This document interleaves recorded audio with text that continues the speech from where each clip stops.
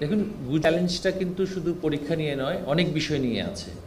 আসসালামু আলাইকুম। 2024 সালের এসএসসি শিক্ষার্থী বন্ধুরা, তোমরা আসলে অনেকেই জানো না যে রেজাল্ট পাওয়ার পর তোমার রেজাল্টটি যদি তোমার মন মতো না হয় সেটা বাড়িয়ে নেওয়া যায়। আজকের এই ভিডিওতে সেটাই দেখাবো। অনেক শিক্ষার্থী সেটা জানে না যে রেজাল্ট পাওয়ার পর ধরো তোমার রেজাল্ট আসলো 4.50, কিন্তু তোমার পাওয়ার কথা ছিল A+। সেক্ষেত্রে তুমি কিভাবে বোর্ডে আবেদন করে সেটা A+ করে নিবা সেটাই এই ভিডিওতে দেখাবো। এখন অনেকেই বলতে পারো যে এটা কিভাবে সম্ভব, আমি যেই রেজাল্ট পেয়েছি সেটা কিভাবে আবেদন করে আবার বাড়িয়ে নেব, এটা কি কখনো সম্ভব? এটা আসলেই সম্ভব। কিভাবে সম্ভব সেটাই এখন দেখাবো। তার আগে বলে নেই, মানুষ মাত্রই ভুল। দেখো, শিক্ষা বোর্ডের যে রেজাল্টটা তৈরি করেছে সেও কিন্তু একটা মানুষ, যদিও কম্পিউটারের মাধ্যমে তৈরি করেছে, কিন্তু কম্পিউটার কিন্তু টাইপ করে লিখতে হয়। এখন ধরো তুমি গণিতে তুমি পেয়েছো 64, মানে 64 পেয়েছো, কিন্তু লেখার সময় যদি আগে 4 লেখে পরে যদি 6 লেখে তাহলে কিন্তু এখানে 46 হয়ে যায়, অর্থাৎ 46 হয়ে যায়। তুমি পেয়েছো কিন্তু 64, সেটা হয়ে যায় কি 46, তোমার মার্কসটা কিন্তু অনেকটাই কমে যায়। এরকম অহরহ অনেক ভুল হয় শিক্ষা বোর্ডে, কারণ তোমাদের 20 লক্ষর মতো খাতা মাত্র 60 দিনের ভিতরে রেজাল্টটি তৈরি করেছে। এর ভিতরে শিক্ষকরা দেখেছে, তারপরে সেটা আবার খাতায় উঠেছে, এরপরে সেটা কম্পিউটারে টাইপ করেছে, অনেক ঝামেলা আছে এটাই। এখন এই ধরনের যদি ভুল করে থাকে শিক্ষা বোর্ড, তুমি আবেদন করার পর তোমার খাতাটা আবার দেখা হবে। আবার অনেকে ভালো করে লেখছো, কিন্তু শিক্ষক দেখার সময় কি করছে, 2টা পাতা দেখতে মনে নাই তার, ওই 2টা পাতার কিন্তু তুমি 2টা পৃষ্ঠার নাম্বার আর পাও নাই। এখন সেই 2টা পৃষ্ঠা তুমি আবেদন করার পর আবার নতুন করে দেখা হবে। এইরকম করে অনেকেরই কিন্তু A+ চলে আসে। আমি এখন এই একটু পরেই দেখাবো, গত বছরেরও অনেকে ফেল করেছে, আর্টসের রেজাল্ট আসছে ফেল, পরে আবেদন করার পর কিন্তু তার A+ও চলে আসছে। এরকম স্টুডেন্ট আছে, মানে সে লেখছে A+ পাওয়ার মতোই, কিন্তু স্যারদের ভুলের কারণে ওখানে ফেল চলে আসছে। এখন সেটাই এই ভিডিওতে দেখাবো। চলো আমরা ভিডিওতে চলে যাই। আগে থেকে জেনে রাখি আমরা আসলে রেজাল্ট তোমার কম হলে তুমি কীভাবে বাড়িয়ে নেবা। মনে করো কারো ফেল আসছে, তুমি আবার আবেদন করে বাড়িয়ে নিতে পারবা। সুপ্রিয় শিক্ষার্থী বন্ধুরা, এখানে একটু লক্ষ্য করো তোমরা।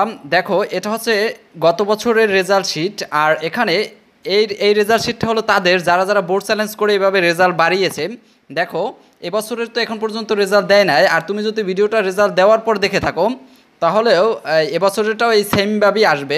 দেখো, এখানে উপরে লেখা আছে যে রেজাল্ট অফ এসএসসি এক্সাম, সেটা কি বোর্ড চ্যালেঞ্জ করার পর যাদের আসছে সেটা।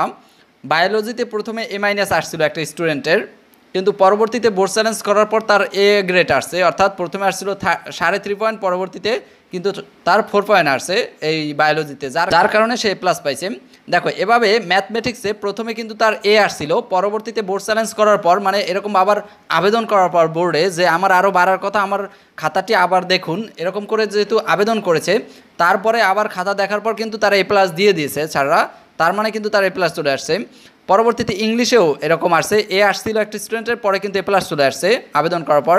এরকম তোমার যে কোনো সাবজেক্ট হোক, এখানে দেখো এই সিরিয়ালে সবগুলো প্রথমে কিন্তু A পাইছিল, অর্থাৎ 4 পয়েন্ট পাইছিল, এতে 4 পয়েন্ট হয়, কিন্তু পরবর্তীতে দেখো বোর্ড সায়েন্স করার পর A গ্রেড আসছে। এখানে দেখো 4.94 পেয়েছিল একটা স্টুডেন্ট, পরে কিন্তু বোর্ড সায়েন্স করার পর তার GPA 5, অর্থাৎ A+ চলে আসছে। এখন দেখো, এইভাবে ফেল করা স্টুডেন্টও আছে, যে এই একটা স্টুডেন্টে এখানে কিন্তু ফেল করেছিল, পরবর্তীতে বোর্ড চ্যালেঞ্জ করার পর কিন্তু তার রেজাল্ট আসছে A-, অর্থাৎ সে কিন্তু একটা গ্রেড পেয়েছে, এখন আর তার ফেল নাই। এভাবে তুমি কিভাবে তোমারটাও, তোমার যে কোনো সাবজেক্টে যদি রেজাল্টের পর দেখো কম আসছে, তোমার আরও বেশি পাওয়ার কথা ছিল, তাহলে তুমি কিভাবে বোর্ড চ্যালেঞ্জ করে বাড়িয়ে নেবা, চলো সেটাই দেখে আসি। সুপ্রিয় শিক্ষার্থী বন্ধুরা, এখানে একটু লক্ষ্য করো, এই নোটিশটি শিক্ষা বোর্ড থেকে দিয়েছে, মাধ্যমিক ও উচ্চ মাধ্যমিক শিক্ষা বোর্ড ঢাকা। যদিও এখানে ঢাকা লেখা, এখানে এই কারণে অনেকে আবার শুধু ঢাকা বোর্ড মনে করো না, সারা বাংলাদেশের উদ্দেশ্যেই নোটিশগুলো দিয়ে থাকে ঢাকা বোর্ড থেকে, কারণ এই বোর্ডটা হলো ঢাকায় অবস্থিত, এই জন্য ঢাকা বোর্ড থেকে নিয়ন্ত্রণ করা হয় সকল বোর্ডকে।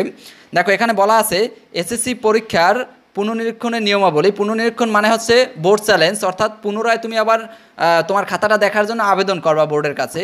এবং এটার আরও একটা নাম হচ্ছে, একটা হচ্ছে পুনর্নিরীক্ষণ, একটা হলো বোর্ড চ্যালেঞ্জ। কেউ কেউ আবার এটাকে রি এক্সাম বলে, কেউ কেউ আবার বলে খাতা রিচেক, এরকম অনেক কথাই বলে। তাহলে যেটাই হোক, জিনিস কিন্তু এই একটাই। এটা তুমি কিভাবে আবেদন করবা সেটা একটু দেখে আসি চলো। দেখো, আবেদনের নিয়মাবলী তারা এখানে বলে দিয়েছে যে শুধু টেলিটক প্রিপেড মোবাইল ফোন থেকে পুনর্নিরীক্ষণে আবেদন করা যাবে, অর্থাৎ বোর্ড চ্যালেঞ্জের আবেদন করা যাবে। এখন তুমি বলতে পারো আমার তো টেলিটক সিম নাই, তাহলে আমি কিভাবে করব, সেটারও সমাধান আছে, একটু পরেই বলতেছি। আবেদন করতে মোবাইল ফোনের মেসেজ অপশনে যাবা, মেসেজ অপশনে গিয়ে লিখবা RSC, এরপর একটা স্পেস দিবা অর্থাৎ ফাঁকা দিবা, এরপর বোর্ডের নামের প্রথম 3 অক্ষর দিবা। তুমি ঢাকা বোর্ডের হলে DHA, বরিশাল বোর্ডের হলে BAR, এভাবে তোমার বোর্ডের নাম তুমি দেবা 3 অক্ষর, প্রথম 3 অক্ষর। এরপরে তোমার রোল নাম্বারটা দিবা, এরপরে একটু ফাঁকা দেবা, এরপরে তোমার বিষয় কোডটা দেবা। বিষয় কোড কোনটা, অর্থাৎ তুমি যদি ইংরেজিতে কম পাও কিন্তু তোমার সেটায় বাড়িয়ে নেওয়ার কথা, কিংবা গণিতে কম পাও কিন্তু সেটায় বাড়ানো লাগবে, তাহলে গণিতের বিষয় কোডটা 109 সেটা দেবা, আবার ইংরেজির বিষয় কোড 107 সেটা দেবা। এখন ঘটনা হচ্ছে তুমি বলতে পারো যে আমার সব সাবজেক্টের বিষয় কোড তো আমার মুখস্থ নাই, তাহলে কিভাবে তুমি পাবা? তোমার অ্যাডমিট কার্ডের প্রত্যেক সাবজেক্টের পাশে কিন্তু বিষয় কোডটা লেখা আছে। এরপর তোমাকে সেই মেসেজটা পাঠাতে হবে 16-3-2 নাম্বারে, অর্থাৎ 16322 এই নাম্বার পাঠাতে হবে। এখন ঘটনা হচ্ছে তোমার কাছে তো টেলিটক সিম নেই, তাহলে তুমি কিভাবে পারবা সেটা বলি। তুমি তোমার নিকটস্থ যে কোনো কম্পিউটার দোকানে, যেখানে গিয়ে সবাই চাকরির কিংবা অন্যান্য পরীক্ষার আবেদনটা করে, সেই কম্পিউটারের দোকানে চলে যাবা, তাদের কিন্তু টেলিটক সিম আছে। তাদেরকে বলবা যে কম্পিউটার মামাকে বলবা যে আমার বোর্ড চ্যালেঞ্জের আবেদন করব, তাহলে সেই বোর্ড চ্যালেঞ্জের আবেদন তোমাকে করে দিবে। এই জন্য সে কিছু ফি টাকা নেবে, হয়তো 50-100 টাকা নিতে পারে। এখন তুমি সাথে নিয়ে যাবা কি নিয়ে যাবা, তোমার রোল নাম্বারটা এবং তোমার একটা ভালো নাম্বার নিয়ে যাবা, যেটা তোমার ফোনে সবসময় খোলা থাকে, সেরকম একটা নাম্বার নিয়ে যাবা। আর হচ্ছে টাকা নিয়ে যাবা, এই জিনিসগুলো নিলেই হবে। এবং বিষয় কোডটা অবশ্যই নিয়ে যাবা, যে সাবজেক্টে তুমি রি এক্সাম দেবা অথবা যে সাবজেক্টে তুমি আবার খাতা দেখার জন্য আবেদন করবা, বোর্ড চ্যালেঞ্জ করবা, সেই সাবজেক্টের বিষয় কোডটা নিয়ে যাবা। অ্যাডমিট কার্ডটা নিয়ে গেলেই এনাফ। এখন দেখো পরবর্তীতে এটার জন্য কত টাকা দিতে হবে তোমাকে।